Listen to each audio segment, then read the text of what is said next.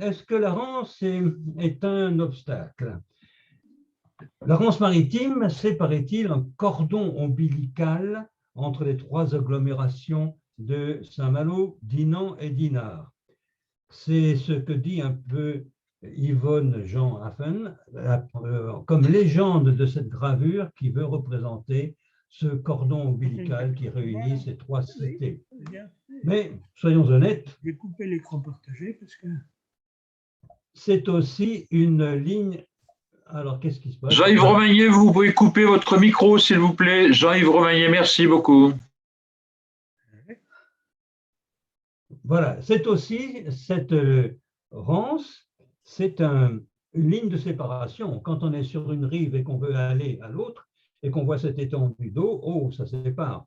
Alors, c'est une ligne de séparation, mais tout au long des siècles, les hommes se sont débrouillés pour franchir cette séparation, au point, par exemple, et c'est juste un exemple, d'oublier que la route royale numéro 166 de Quiberon à Saint-Malo prend le bateau entre le bec de la vallée et la cale de Dinan, à Saint-Malo. Donc, on fait des routes royales, impériales ensuite, quand le régime a changé, et national quand on est devenu républicain, qui font qu'une route nationale va à Saint-Malo par le bac. Donc, je vais vous parler un petit peu de ce genre de choses. Est-ce que la Rance est un obstacle? Pas pour les hommes dégourdis, parce qu'ils savent toujours traverser quelque chose avec des gués. On traverse un petit bout d'eau en se mouillant. On traverse avec des bacs, des bateaux.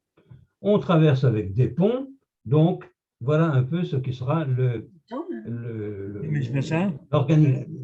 programme de cette conférence. On discutera un peu de tous ces points-là. Et puis en particulier des rêves pour traverser la Rance, excusez-moi, la rivière de mon enfance. Merci. Donc, on va commencer par les gués. Eh bien, qu'est-ce que c'est qu'un gué? Il faut savoir que dans les temps anciens, le niveau de la mer était nettement plus bas qu'il ne l'est maintenant, d'au moins de 2 mètres plus bas. Et d'ailleurs, on voit à marée très basse, à Saint-Suliac, vous le savez, les restes d'un camp viking. Donc, c'était qu'à ce moment-là, on pouvait créer ce qui est sous la mer maintenant, sous l'estuaire, un camp. Donc, le niveau de l'estuaire, de la mer et de l'estuaire étant plus bas, on pouvait traverser facilement, ou du moins assez bien, par des gués. Donc, qu'est-ce que c'est qu'un... Comment faisait-on pour traverser? Eh bien, c'était des passeurs, des hommes grands et forts, qui connaissaient évidemment la topologie de l'estuaire et qui traversaient à marée basse, bien entendu, parfois en prenant dans leurs bras les hommes et puis surtout les jolies dames qui ne voulaient pas mouiller leurs vêtements. Ces passeurs travaillaient en général pour le compte des seigneuries, plus souvent pour le compte des moineries, c'est-à-dire les établissements religieux qui hospitaliers, qui étaient établis, il y en avait tout le long des côtes, pour remettre sur pied les pèlerins qui arrivaient d'outre-Manche pour aller à Compostelle et qui débarquaient sur nos côtes. Il y en avait, par exemple, l'hôpital Béchet à Dinard, c'est le cas des Trinitaires dans l'Anse du Prieuré, c'est le cas des Templiers à Jouvence. Hein? Pas dégagé. Justement, je ne sais pas. Il y a un micro ouvert. Michel Guern, salut. Est-ce que tu peux fermer ton micro, s'il te plaît? Parce qu'on a 2 micros qui sont ouverts. Merci. Le cas des hospitaliers de Saint-Jean à Jérusalem, à Port-Stableon, Port-Saint-Jean.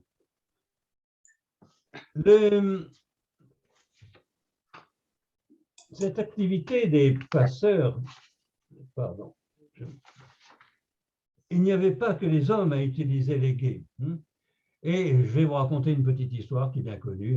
Si vous allez dans l'église de Saint-Suliac, vous verrez quelques beaux vitraux dont l'un est assez particulier. Il représente un moine et 3 ânes.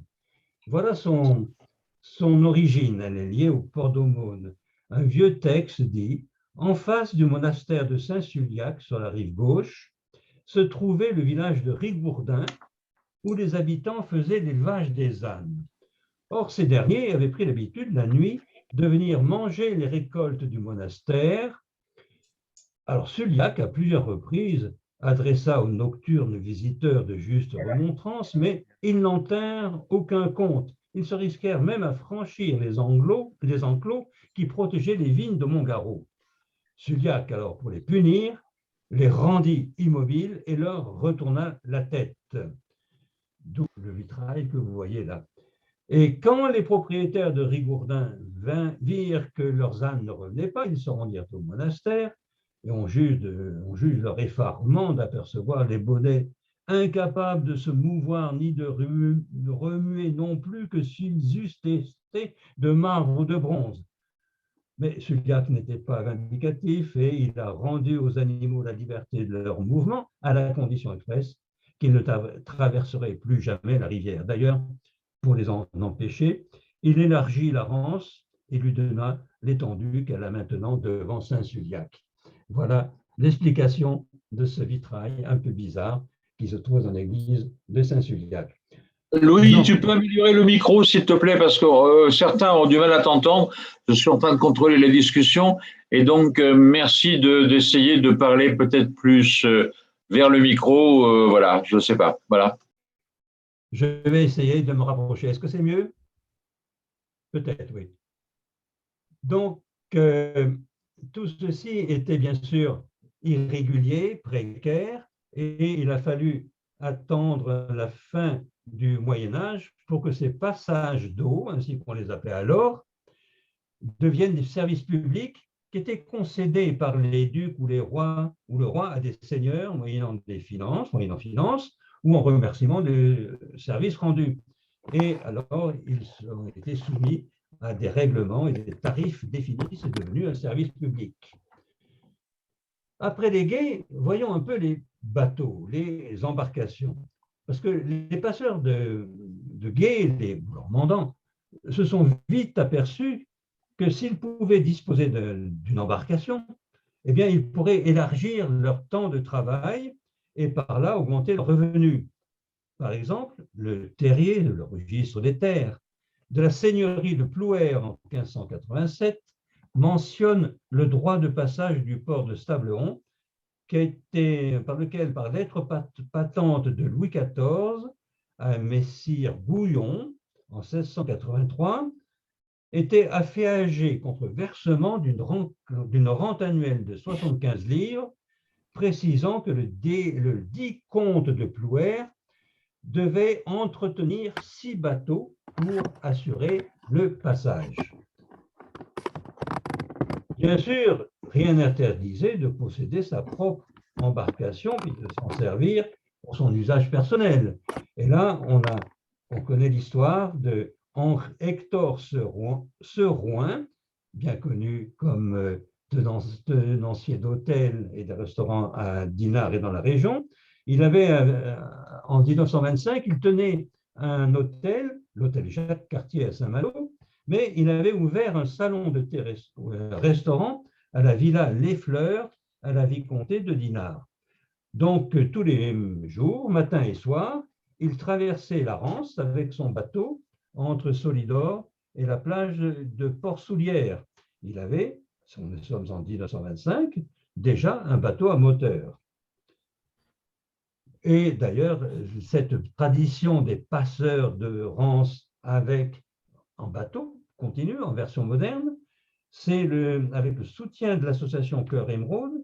Vous savez, c'est cette association qui porte le projet de la création du parc naturel régional Vallée de la Rance, Côte d'Émeraude. Donc, l'association Les Passeurs de Rance et Émeraude a été créée en 2019 à Dinan pour faire renaître l'activité des passeurs de Rance.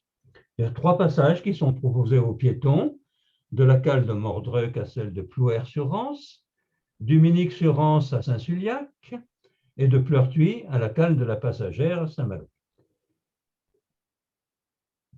La première mention d'un bac entre Dinard et Saint-Malo, ça remonterait à 1636.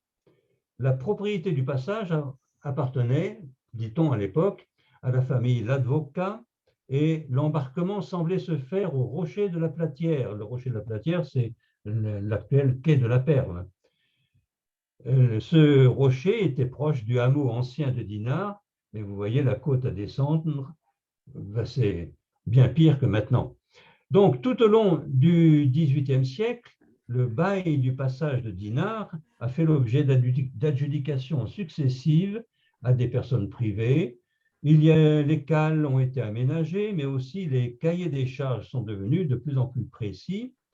Et en 1769, le passage de Dinard devient la propriété de la famille de Pontual. L'embarquement, on l'a vu, sont très peu commodes et dangereux à l'embarcadère de Dinard. Donc, on va construire une nouvelle cale à l'anse du bec de la vallée. Je suis allé un peu vite dans mes images. Voilà, on va faire ceci. Voilà la nouvelle cale, ben, vous la connaissez, elle est presque identique maintenant, sauf qu'elle a été prolongée, bien entendu. Et, bon, tout ça s'est passé entre 1835-37, et puis tout au long des années, on a amélioré la cale. Parce que les bateaux à vapeur vont arriver en 1857, c'est la première adjudication pour 10 ans du droit de passage par bateau à vapeur. La mise à prix était 100 francs. Et un certain monsieur François Fichet, négociant à Saint-Malo, remporte l'adjudication avec une soumission à 105 francs.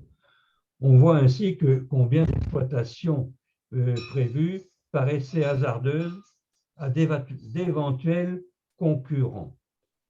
Une société est aussitôt constituée et un premier bateau à roues, la Rance, qui pouvait transporter 200 passagers, ainsi que des carrioles et leurs chevaux, est commandé au Havre. Ça coûtait 57 356 francs, il ne fallait pas s'en priver. C'est tout de suite l'engouement. Le bateau sera suivi d'un deuxième en 1862, le Duguay-Trouin. Mais évidemment, pendant quelques années, on ne sait pas trop combien d'années, voile et vapeur ont dû coexister. En 1873, le passage est repris par le comte Rocher Dada, qui met en service 2 nouveaux bateaux à roues, achetés en Angleterre, le Dinardais et les Trois-Villes. Puis, c'est en 1884, Fichet lui succède, revient, et ce jusqu'en 1914. Vous voyez d'ailleurs sur cette photo, cette carte où on voit un gros bateau à roues aux armes de Rocher Dada, eh bien, à côté, il y a une sorte de taxi à voile. On continue et on voit arriver en 1904 une nouvelle compagnie avec des bateaux à hélice. Là, ça devient plus sérieux. En 1910, c'est une autre société, dite les Vedettes Vertes, mais celle-là, elle a sa propre cale, un peu en amont de la cale du bec de la vallée, mais surtout cette cale est desservie par un ascenseur et ça lui offre évidemment un avantage commercial évident puisque on prend l'ascenseur et on va directement au tramway qui s'arrêtait devant et donc c'est commercialement un succès. Bon, vous connaissez l'activité maintenant, c'est florissant pendant les temps d'été, avec la compagnie maritime dinardaise, et puis avec la compagnie Corsair, bien entendu, et ses bus de mer. On dit qu'ils font 300 000 passages par an. Il y a également la jeune compagnie maritime dinardaise avec son bateau rouge et puis des taxis bateaux. Voilà pour les bacs. Essayons de voir maintenant les ponts, parce que les ponts, c'est quand même plus facile. Bon, évidemment, on se débrouillait. On allait jusqu'à faire monter des bus avec leurs passagers sur les bateaux. Mais vous voyez combien c'était un peu hasardeux. On voit un petit bonhomme accroupi en train d'essayer de glisser une planche pour faire rouler le bus sur le pont du bateau. Il devait y avoir des gens qui devaient trembler, n'est-ce pas? Alors, donc, un pont, c'est quand même nettement mieux. C'est plus solide, c'est le prolongement naturel de la route, mais à l'époque, il fallait remonter jusqu'au vieux pont de Dinan pour trouver un pont. Le, ce pont-là, il date de 1070, plus de 1000 ans. Alors, il a été légèrement modifié, rehaussé pour faire passer en 1922 les chalands qui remontaient jusqu'à Rennes. En aval de ce pont, du vieux pont d'Inan, il y a le viaduc ferroviaire de l'Essard. Alors, ce viaduc a été construit en 1879. C'est l'un des ouvrages d'art de la ligne Dole-Lamballe. Et les trains qui desservaient la gare de Dinard entre 1868 et 1968 l'ont emprunté. Il a été reconstruit en béton armé en 1950, après avoir été détruit par les troupes allemandes en août 1944, après avoir vaillamment résisté d'ailleurs au bombardement de l'aviation alliée. On a encore récemment trouvé à son pied 2 bombes pas explosées, la presse en a parlé. Alors, dans sa réalisation d'origine, c'était un pont avec un tablier en treillis métallique qui était long de 96 mètres, qui dominait la rivière de 32 mètres. Et puis, la pose de ce tablier a fait l'objet des techniques de construction les plus modernes. On faisait rouler le tablier entre 2 piles par un chemin de roulement. C'était déjà très moderne. Voilà pour le premier pont, qui est un pont ferroviaire. Et pour les ponts routiers, c'est le second pont dans la descente, si vous voulez, on trouve le pont autoroutier Châteaubriand sur la 4 voies 76, numéro 76, entre Plouer-sur-Rance et la ville d'Esnodey. Sauf que le pont actuel, qui date de 1991, n'est en fait que 2 fois une voie. On n'a construit que la moitié du pont. Et ça constitue, vu que vous le savez tous, un sérieux goulot d'étranglement sur cette voie qui est très fréquentée l'été. Donc son doublement a été décidé. Il devrait être réalisé en 2024. Et bien sûr, ça ne changera rien à la ligne de cet ouvrage qui est très élégant, qui a une longueur totale de 425 mètres, avec une arche de 250 mètres. En fait, ce pont, il apparaît doubler le pont de Saint-Hubert. C'est un peu ce qu'il fait, parce que le pont de Saint-Hubert, c'est le vieux pont de Saint-Hubert qui réunissait la ville d'Esnonay et Plouer-sur-Rance. Alors, il est toujours là, il suffit pour le trafic local. C'est également un joli pont suspendu, le voilà dans sa version d'origine, qui a été ouvert à la circulation en 1928. En août 1944, eh bien, il a été bombardé par l'aviation alliée et qui est revenu en 3 jours après pour finalement toucher son tablier. Et voilà l'aspect bien misérable de ce pont avec le tablier au fond de l'eau, les 2 arches, dont une à moitié démolie, vide. Alors, on le reconstruit avec des piles en béton, et voilà ce que ça donne maintenant. Il est très élégant. Ceci pour le pont Saint-Hubert, et qui est le dernier pont jusqu'à la mer. Il n'y en a plus après. Ce qui fait que lorsque ce pont a été démoli, et c'était pendant la guerre, eh bien, il ne restait aucun pont jusqu'en 1957, entre 1944 et 1957, au moment où il a été reconstruit, il fallait faire 40 km pour aller trouver un pont pour aller en voiture de Saint-Malo à Dinard, à moins d'oser mettre sa voiture précieuse sur un bac. Mais je ne crois plus qu'à ce moment-là, les bacs en prenaient, je crois. Et tout ça, ça a été fait jusqu'au moment où la solution ultime est arrivée, le pont-barrage sur la Rance. Comme vous savez, le barrage, l'usine maréomotrice a été inaugurée par le général de Gaulle en novembre 1966.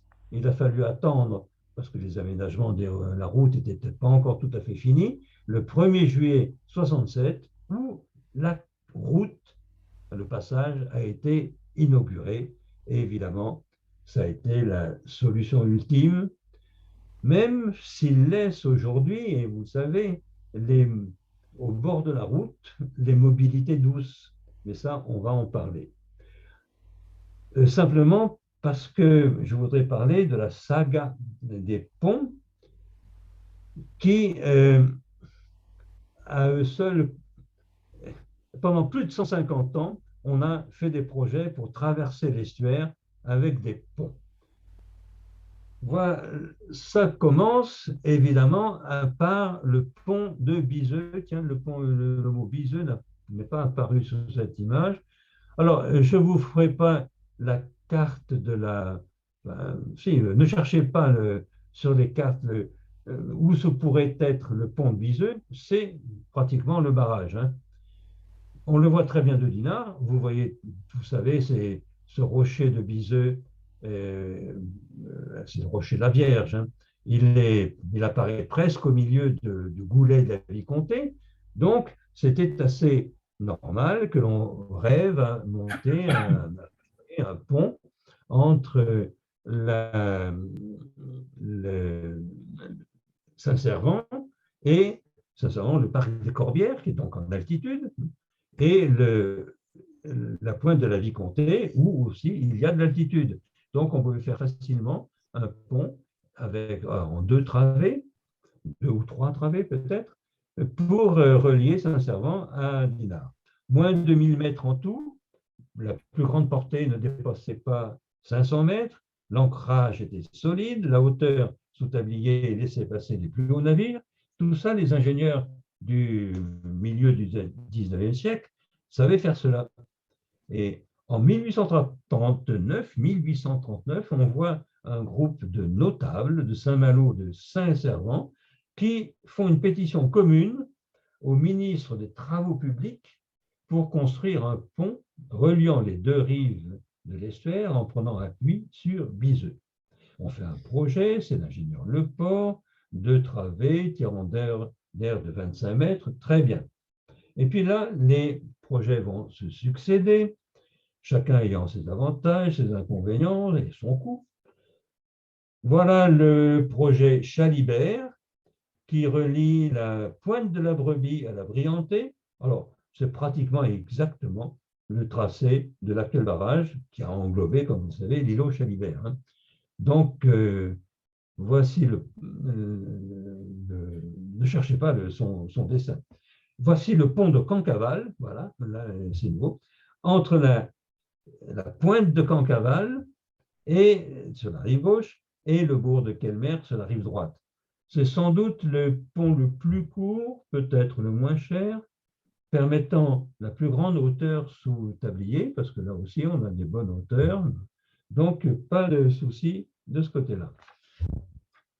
Enfin, je voudrais vous montrer le tracé du pont de Jouvente, qui va de la cale du même nom jusqu'au hameau de la Passagère. C'est sans doute le trajet le plus court, mais peut-être pas évident parce qu'on manquait de hauteur. Bon, non, à la pointe du Groin, non, il y avait de la hauteur. On aurait pu démarrer le pont avant la descente vers la cale, oui, bien sûr. Donc, là, les discussions ont duré plus de 120 ans. Aucune décision n'a jamais pu être prise. Il y avait des aspects techniques, des aspects financiers, Mais il y avait surtout des intérêts pour certains édiles qui voulaient favoriser leur commune, parfois aussi des intérêts pour des particuliers, quand l'emprise du pont ou de la route venait déranger la propriété. Il y a eu des périodes troublées par les guerres, par les crises, par exemple la crise financière de 1929. Et ça a été un argument pour Dinard, parce que Dinard disait qu'ils avaient eu, parce que la clientèle de Dinard aisée ne venait plus, il y avait plus de chômage social à Dinard qu'à Saint-Malo. Donc, construire un pont aurait pu donner du travail à ces chômeurs. Bon, aucun argument n'a réussi à convaincre les autres et le pont ne s'est jamais fait. Bon, l'imagination n'était pourtant pas tarie et les projets pour améliorer la situation ont continué à fleurir. Par exemple, le tunnel. On savait faire à l'époque déjà des tunnels. Ça, c'est un dessin qui date d'un tunnel sur la Tamise de 1834. C'était déjà la technique comment on appelle ça, le tunnelier. Et là, c'était 400 mètres de long en 1843. Donc la technologie, elle existait, ce n'est pas un problème. Et le premier projet, on voit en 1929 un article qui vient dire ça serait bien quand même si on avait un tunnel, on reprenait un peu là aussi les avantages du tunnel pour résorber le chômage, etc. On n'y a pas cru. On ressort le tunnel dans les années 37-38. Alors là, le projet était très élaboré. C'était vraiment un trajet enfin, un projet qui, j'allais le dire, tenait la route. C'était cher, bien sûr, mais enfin, c'était bien. Donc, vraiment, on pouvait croire qu'on allait faire le tunnel. Jusqu'au 15 décembre 1940, là, il y a eu un oukase, le sous-secrétaire d'État a décidé que parmi les projets présentés, ce serait le pont de Chalibert qui serait réalisé, point à la ligne. De toute manière, après, quelques mois après, c'était la guerre, et donc on n'en a plus parlé. Mais peut-être maintenant, je vais vous amuser en vous parlant de quelques projets farfelus. Vous connaissez le pont transbordeur qui reliait, qui traversait l'anse du Nez à Saint-Servant. Eh bien, un hôtelier dinardais, je n'ai pas trouvé son nom, voulait faire construire un pont transbordeur entre les deux rives, le pont, évidemment, arrivant au pied de son hôtel. Donc, on pourrait essayer de le retrouver par là. Et ce projet, donc, j'ai pris comme image pour le montrer une image de celui de Saint-Servant, mais vous vous rendez compte qu'il fallait tirer les rails sur 1,5 km entre Saint-Servant et Dinard, même c'est plus que ça, c'est 4 km. Donc, bien sûr, c'était farfelu, n'en parlons plus. Par contre, plus sérieux, le téléphérique. Ah, le téléphérique, ça c'est valable. On connaît des villes qui ont résolu des problèmes avec ça. Brest, Toulouse, Grenoble, par exemple, pour ne parler que des villes françaises. Et puis, plus près de nous, on a eu le projet porté par Anne Le Gagne, une candidate malheureuse aux élections municipales de 2020, mais son projet peut-être au-delà de l'esthétique, parce que ça aurait fait un impact peut-être un peu... Bon, pourquoi pas. Enfin, toujours est-il que là aussi, on aurait pu faire un projet pour ça. Et puis, tout à fait récemment, c'était le 4 janvier dernier, c'est dans la presse, eh bien, un certain Ronan Chartret envisage de monter un bac, je ne sais pas où exactement il partirait et où il arriverait, sur un bateau électrique à batterie pour le moment, plus tard à hydrogène, qui est en construction.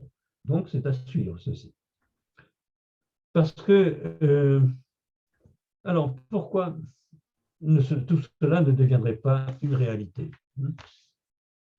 Parmi les moyens actuels, eh ben, le premier vrai problème, c'est les cyclistes. Vous savez qu'ils risquent leur vie dès qu'ils passent sur le barrage.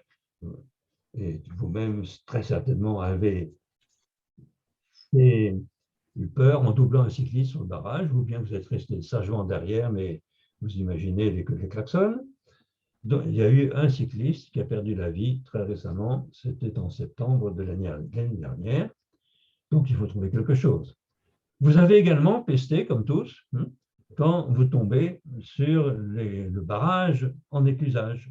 Théoriquement, toutes les heures, du moins en été, c'est sûr, eh bien, on attend. Alors, on peste, bien sûr, mais imaginez-vous dans une ambulance en urgence absolue, surtout que le nouveau centre hospitalier, commun aux 3 villes, va évidemment augmenter le nombre de traversées de ces ambulances. Et puis la démographie, parce que même si on roule moins, même si on a moins de voitures, paraît-il, ben, non, nos côtes augmentent en nombre. Hein. Donc, les moyens actuels, ben, ils vont se trouver un petit peu courts. Et d'ailleurs, voilà ce que disait Stéphane Perrin, le vice-président de la région bretonne. Longtemps perçue comme une rivière, la Rance a vocation à devenir un lien entre les territoires de ces deux vallées. Il a dit ça le 12 novembre 2021, c'était il n'y a pas longtemps, à la réunion du bureau du syndicat de préfiguration du parc naturel Vallée de la Rance, Côte d'Émeraude. La Rance a vocation à devenir un lien entre les territoires des deux rives. Alors, ben, Mais Louis, il n'a pas dit le 12 janvier 2022, puisque c'est dans 2 jours. Donc, je pense qu'il l'a dit il y a quelques jours. Non, à l'époque, j'ai trouvé ça dans un discours du 12 novembre. Hein. Bon, côté, on a un point de discussion là. Bon, mais non, je t'assure que moi, je l'ai trouvé avant-hier. Bon, toujours est-il qu'à vous de choisir si vous voulez pour vos rêves un nouveau pont, un téléphérique, un tunnel. Et en attendant, eh ben, je vous remercie de votre attention. Merci. Ben écoute, merci Louis, tu as été très court, hein, 33 minutes, c'est incroyable. Mais je voulais juste savoir là si ton téléphérique c'était férique F-E-R-I-Q-E ou télé P-H et accent aigu. Donc voilà. Eh bien là aussi, je laisse au choix des 20 personnes, 32 personnes qui ont été captivées par ma conférence. Je te rappelle dans 10 minutes. Pardon?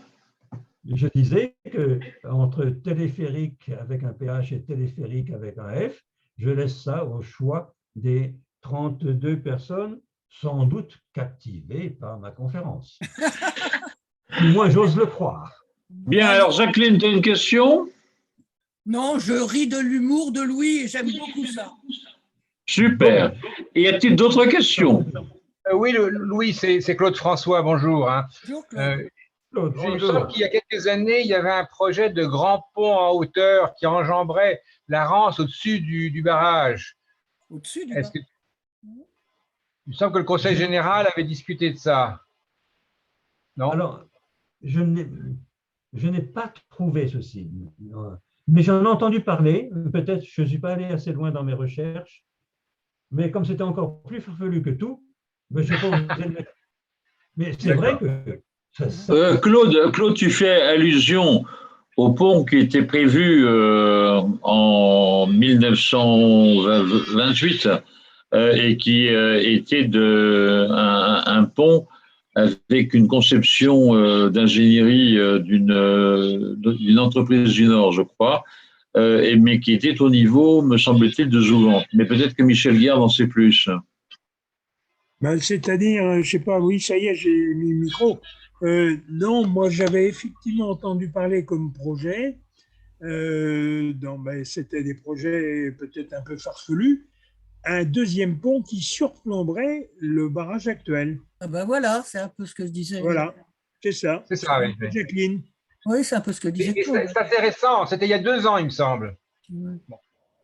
Mhm. Ah, merci de tous ces tuyaux. Je vais raffiner ma conférence pour une prochaine fois et essayer de retrouver les projets parce qu'en fait, c'est très logique. Bien sûr, il faudrait monter ce pont le plus haut possible de façon à pouvoir à éviter la grande descente et la grande remontée après. Ah, Bon, là, là. Mhm. ben oui, c'est l'écluse, hein, ça permet de passer l'écluse. Il faut donc Mais passer au-dessus du pont relevé, du pont-levis. Hein.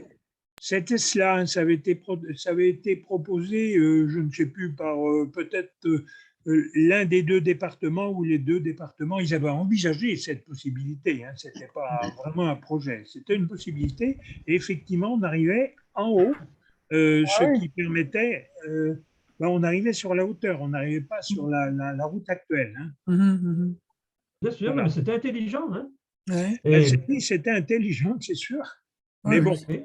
mais ça ne s'est pas fait. Donc, voilà. mais pourquoi pas? Mais il faut. Moi, je suis vraiment. Moi, je suis persuadé que quelque chose se fera. Quoi, j'en sais rien. Et si c'est ce pont à poser par-dessus le barrage, ben, tant mieux. Oui, mais il me semble que c'était aussi lié à un vague projet de casser le barrage. Parce que, évidemment, tout le monde n'est pas favorable à ce barrage. Oui. Mhm. Bon, à mon avis, le barrage, il faut le prolonger le plus longtemps possible. Hein, parce qu'il Et y fait a-t-il de d'autres l'eau. questions? Y a-t-il d'autres questions? Dans les questions. Sur le Oui, pardon? Alors, Oui, Douarin, pardon. Bonjour, vous m'entendez? Oui, monsieur Douarin, on vous entend. Oui, bonjour. Sur le pont au-dessus du barrage, enfin, il se trouve que moi, j'ai fait un stage en 64 comme jeune ingénieur lors de la construction du pont. Attends, je me suis trompé, non, 64. Donc, je regarde ça avec intérêt. Alors, ce qui vient d'être cité là, sur le projet d'un pont au-dessus du barrage, je crois, hein, mais j'en suis pas sûr, je crois qu'il était présenté par un jeune architecte de Rennes qui avait même imaginé que une partie de financement pourrait être fait si on mettait si on arrangeait des. Alors, le barrage continuait d'être circulé et le pont au-dessus, mais des appartements qui seraient entre les deux et qui seraient commercialement intéressants et qui pourraient être vendus cher. Alors, ça n'a pas dû aboutir puisque j'en ai jamais plus entendu parler, mais peut-être quelqu'un a-t-il entendu. C'était un jeune architecte de Rennes. Voilà. Ça a dû être enterré aussitôt après que la proposition a été faite. Je vais essayer de trouver quelque chose là-dessus, mais est-ce que vous savez si les appartements qui donnaient sur la mer étaient vendus plus cher que ceux qui donnaient sur l'estuaire? Je ne sais pas, Là, mais je ne crois pas qu'ils auraient été donnés. Hein. certainement pas. Bon, merci. Parce que quand vous avez votre chambre qui donne sur les deux côtés, c'est pas mal non plus, quoi. Ah oui. Y a-t-il d'autres questions? Y a-t-il d'autres questions? Ça vaut la villa des deux rives. Un peu. Y a-t-il d'autres questions? Non, je pense que on sait dans l'histoire des ponts et des traversées que le moment le plus crucial de la réflexion avant le barrage, c'était au moment de Guy Lachambre dans les années 30 et avec les projets aussi promus par Crollard et Derrien. Et puis, on était à presque aboutir, comme l'a dit tout à l'heure très brillamment Louis, sur ce choix entre un tunnel et un pont juste avant la Seconde Guerre mondiale. Et je crois que tout ça s'était remis en cause et qu'on a repris le projet, entre guillemets, éternel du barrage de la Rance, dont les premiers éléments dataient d'un certain nombre d'années, même bien avant les années 50. Bon, voilà, donc aujourd'hui, on est plus à voir le problème de la traversée des cyclistes et des nouvelles mobilités, même des trottinettes, que de voir le passage de voitures qui est pourtant extrêmement important et qui va se densifier au fil des années. Ouais. Mais en tout cas, ça a toujours été une problématique, cette traversée de la Rance. Mais aujourd'hui, il faut le voir dans un concept, comme tu l'as rappelé, Louis, et ce que disait Stéphane Perrin, de rapprochement des deux rives entre Saint-Malo, Dinard et bien sûr Dinan. Reste à résoudre aussi le problème, je dirais, des sédiments, qui est aussi un très gros problème à prendre en considération. Mais dans le cadre du territoire de Vallée de la Rance, Côte d'Émeraude, sur lequel nous travaillons beaucoup, eh bien, je crois que de toute façon, il faut un certain nombre de traversées qui sont très utiles pour qu'elles soient verticales ou horizontales. Et même, nous avons un projet en ce qui concerne l'histoire et le patrimoine et en ce qui concerne le côté patrimoine culturel de découverte et de visite de la Rance après le barrage en kayak. Alors, vous voyez qu'on a beaucoup d'idées et qu'on continue à avoir des idées par rapport à ce barrage. Y a-t-il d'autres questions?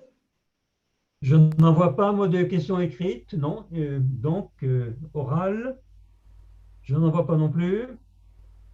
Bien, alors, il nous reste à remercier notre conférencier Louis Jourdan, toujours aussi brillant et toujours aussi précis dans sa présentation, et concis en plus, que c'est pas évident, en quelques minutes, les 40 minutes imposées. En tous les cas, sachez qu'au niveau de l'histoire et patrimoine, grâce à Louis et à notre équipe, nous continuons à organiser chaque premier lundi du mois ces conférences, ces visioconférences qui ont trait à l'histoire locale, et l'une des prochaines sera sur Silla-Larac à Saint-Lunaire, et aussi Marie, reine de Roumanie, conférence qui sera présentée par Marie-Paul Pichot du Mézeray. Donc voilà, donc à votre écoute, nous étions 34 au départ, nous sommes 27 à l'arrivée, c'est un beau succès. Merci à notre fan club et merci à Louis, à la prochaine.